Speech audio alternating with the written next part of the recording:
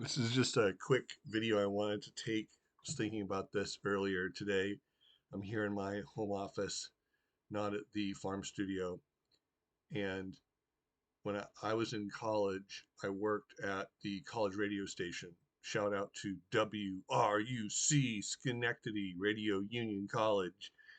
And it was a very good experience because one of the things they required us to do was to record our shows and then listen to the recordings.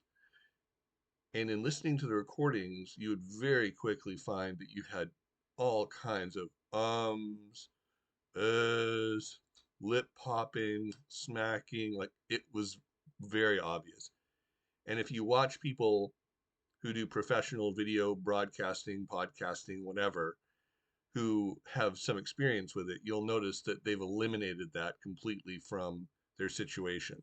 And it's very difficult to do at first. And really, the most valuable way to do it is to record your stuff and then replay it to yourself so you can see it.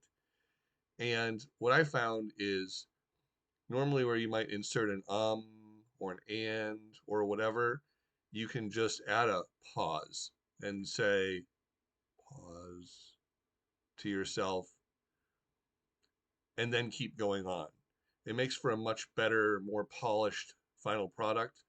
I particularly like videos where you don't need to edit them, where the content flow is seamless because you've outlined in your mind the whole thing, perhaps use a teleprompter, and that's fine. You can certainly do that. You're going to need to adjust your setting of your eye so that it doesn't look weird. Hope that makes sense.